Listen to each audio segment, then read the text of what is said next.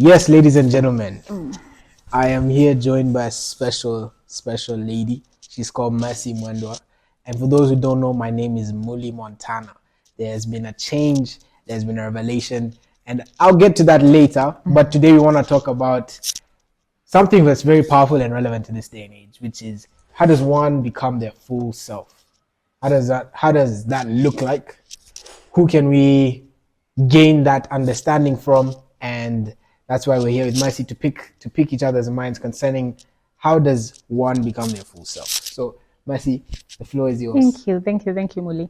I think for me, it's as simple as to get to know yourself, you need to go back to the one who created you, to that foundation, to ask questions.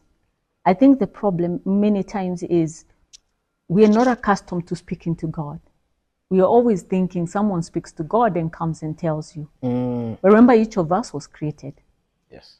So I'm able to go to God and say, when you created me, what was in your heart? Because he told Jeremiah, I knew you before you were formed in your mother's womb. So it's as simple as going back. So you can't know the fullness of who you are unless you go back to the one who made you. Wow. That's deep. Because she's also an author of 2 books, Rejoice, O Barren, Clean Hearts, Clean Homes. And she's also in the process of writing a 3rd book. If you know me, you know I've written 1 book, The Narrow Path, Mastering the Art of Awareness. And that was amazing. Thank you. And even her book, I've read Clean Hearts, Clean Homes. I have a 3 more chapters left. And it's also very profound how there's a sense of importance of identity. I think this generation really struggles with identity. That's one of the biggest, it's the biggest crisis in today's day and age. We were talking to a few friends of mine the other day. We were talking about how unfortunately, when our parents pass on and their parents pass on, they're slowly passing on. But we will lose that sense of culture and we lose that sense of identity because some of us don't even know our mother tongue. Some of us don't know our native language, Swahili. Me, my Swahili yangu go down, you know? And that's a problem, but not many people are talking about that. And then we also talk about when it comes to what the existential question is that many philosophers ask is, why are you here on this earth? Of course, that question has plagued history. It's asked a lot from people. It's caused a lot of debates. It's caused a lot of philosophies.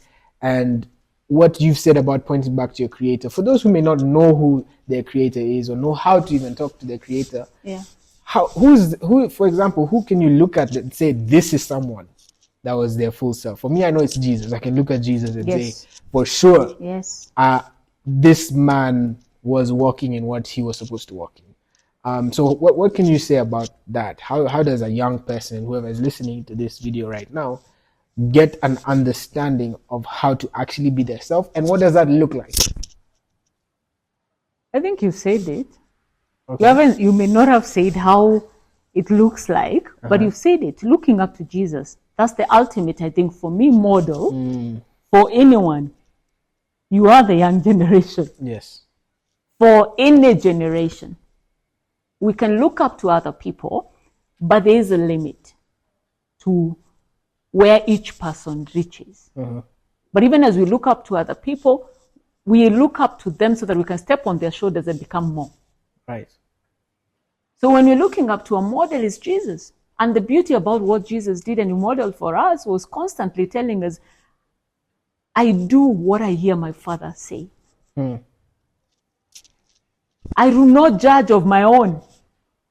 So you start thinking, when you start thinking like that, you start seeing, okay, to be able to know myself and to live in the fullness of what God has created me to be is to walk with, like Jesus walked, to walk with God. When walking with God is not complicated. Right. Because that's another thing. It looks like a myth, something that you need to be taught. It's just simple telling God, God, I want to walk with you.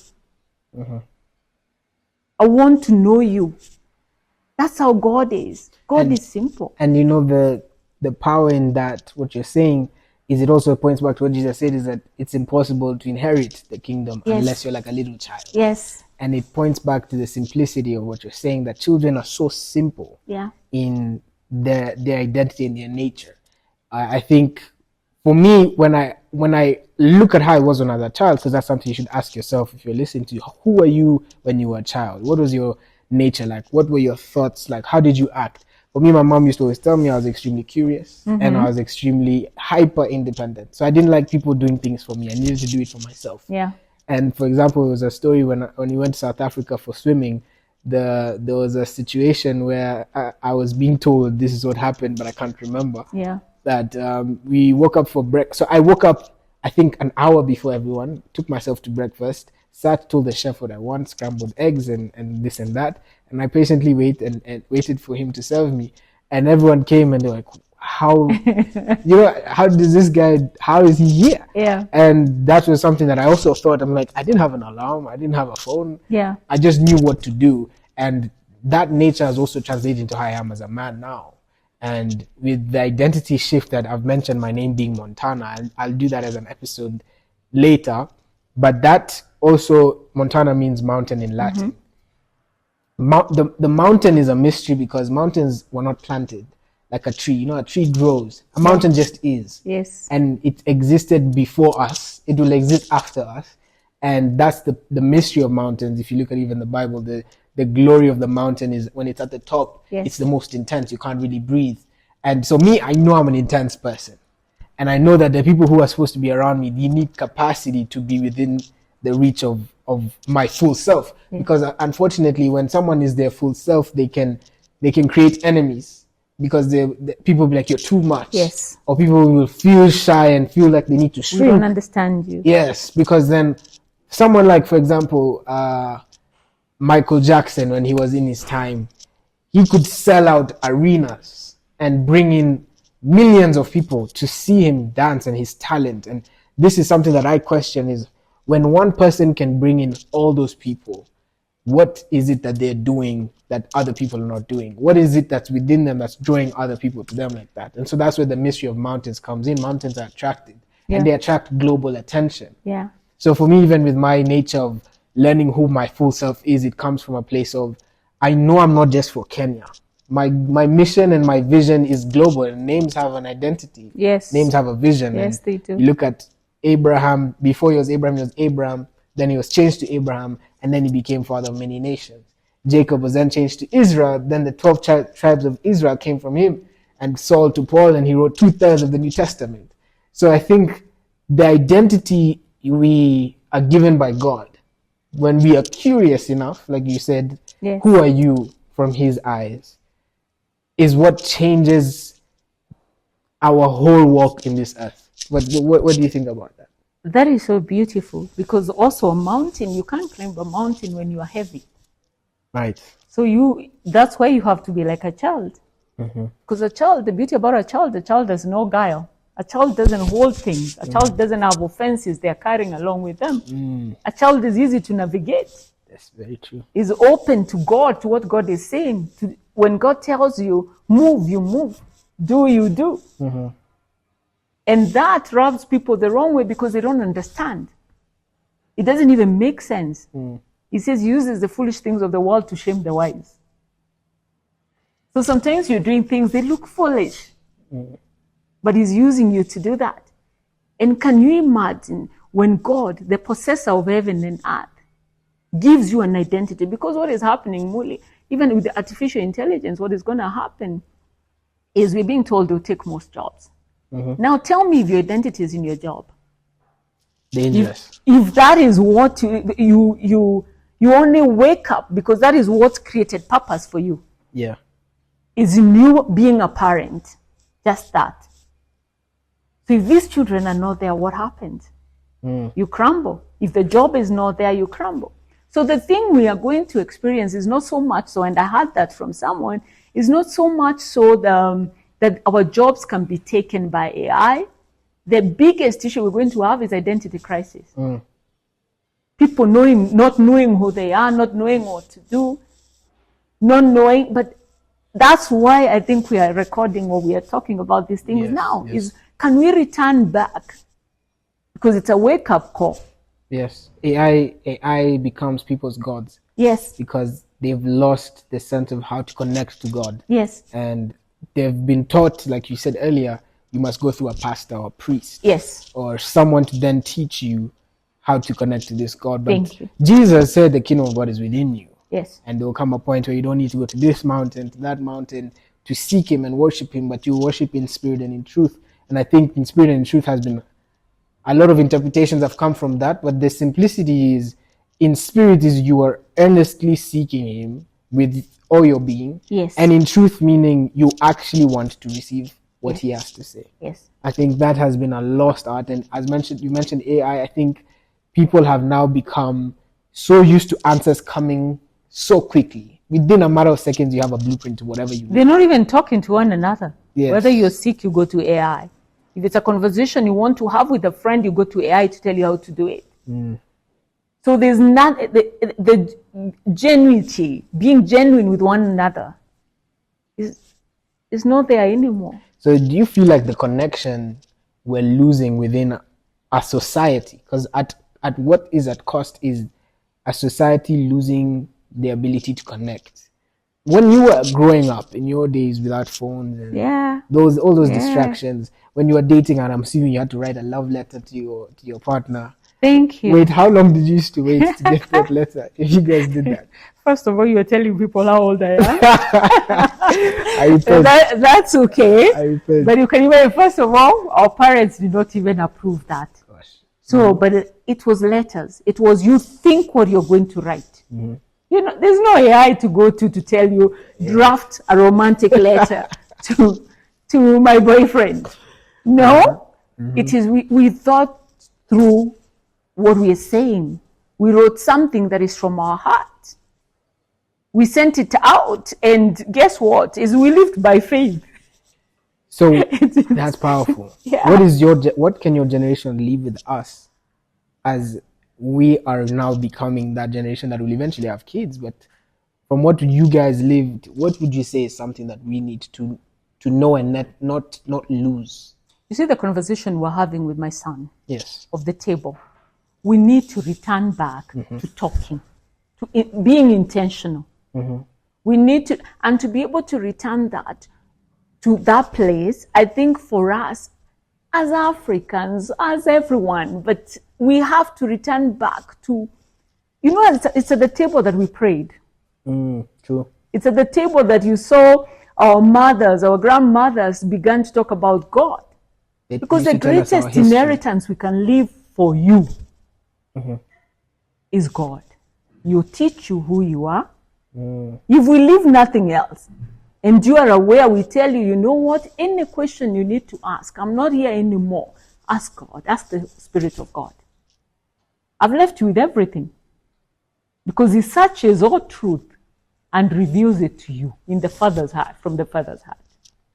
Now, it doesn't look, and to the young person, it may look like, oh, okay, that doesn't sound like. Yes. But it is real. Yes. And the more intentional we get there, that's why I love the fact that you're young. In your generation, you're speaking the things that you're speaking about. You're speaking about identity crisis because I think it needs to be on top of all other things that we're talking about. Because children who do not know their identity have nothing. Yeah. 100%. They will crumble at anything. We can say our generation who were beaten, who were straightened up. There was nothing like, oh, there's therapy or so. There's nothing, there's no therapy to go. You are strapped into therapy. You are lined. By the stick. By the stick, you are lined. But God is merciful. Yeah. Because every generation we're in, there are pros and cons. Because there's a toughening also that came with. There's the abuse. But there's also now, there's a space where you understood. That's not a go zone. So what do you think are the pros and cons of our generation? First and foremost, it's a microwave generation. That's what I think. I see it. I have Gen Zs. You want answers. You want them quick. And the fact that even technology is producing for you as on the go. You don't have to think. Right.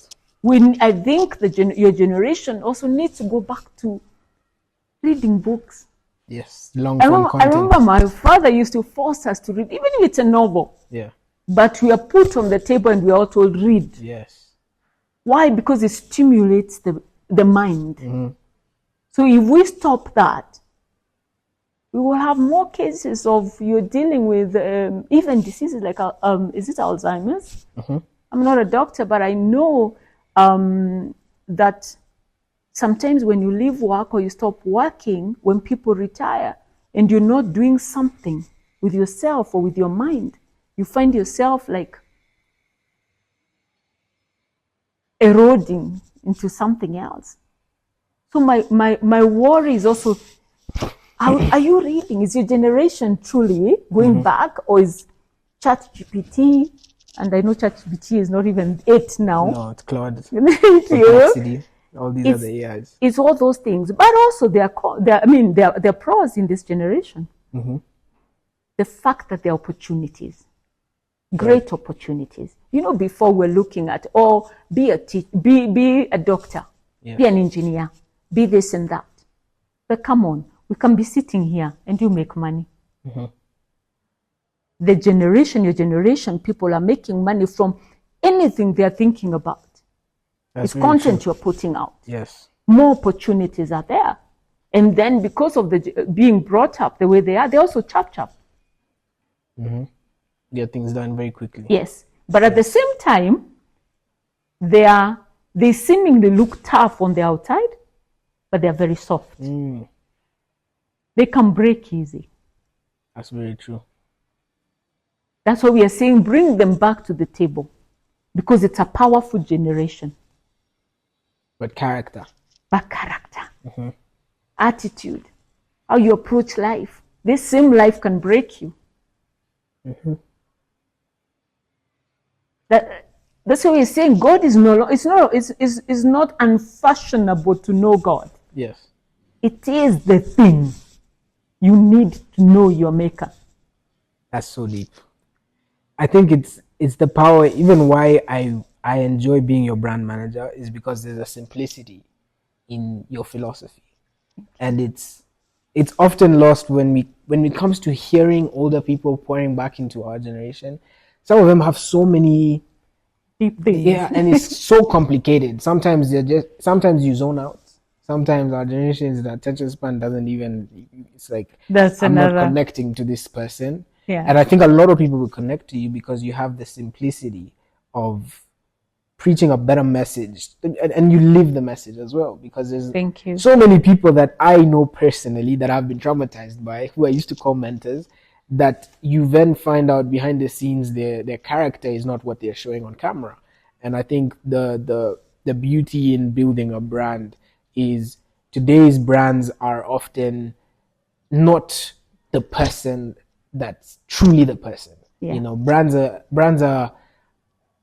built on, now we have AI that tells you what to do with this brand, and it's just, what happened to being yourself? Yeah. What happened to just learning how to put yourself out there and figure things out as you go? Yeah. You know, and I think why we're doing these long form videos is because we want to help our generation retain that attention span that's been destroyed by just short form content. And of course, there's a part for each sort of form of content, but I want us to also not forsake this and go back to reading. I mean, get her books. She's written 2 incredible books, and I think whoever listens to them will see such a powerful view of the simplicity in becoming yourself and becoming a man, a woman of character, and a clean-hearted person. Because what she said about just having that offense and carrying so much weight throughout life circumstances, it's very real. Life gets hard, but then revisiting, going back to the dining table, being able to be corrected,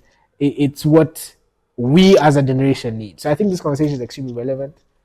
It is. What do you think about a part 2 or part 3? There'll be a lot more conversations we'll have. We should, because the beauty about even having conversations with you is we're growing. I myself, you may think, sometimes you think, because I'm older. There's wisdom. There's wisdom that God has poured out in the young people. Yes. Who are seeking Him. Very true. There's a wisdom that is, and because you're open, there's nothing that is limiting you. You're not coming out in religion. Yes. You are having a walk with God. Yes. Thank you. That's very deep. So the walk with God, that walk with God is looking and actually seeing this is possible. Even I'm looking at it and saying, oh my God, this is what I dreamed of. This is why even as parents we live the life we live, because when you say I'm walking the talk, it's not begun now. It's a behind the scene. It's a long journey. It's a series of the things you're talking about, like breaking offenses, is things you have walked through. You have seen God do it for you. You've highlighted. You can look at yourself and actually see, oh my goodness, when did that come into me? and it's a continuous journey of dying daily. Very true. Yeah. Yes. Because sometimes, have you ever gone and you're sitting in a place and someone just passes and you have thoughts about the person? You don't know them, but you have a thought. Why? So I feel like life is a test. It's just every state we are going into, we have choices to make. Yes, like a video game. Totally. Now, the biggest thing we can do for ourselves is constantly look inward. Yes.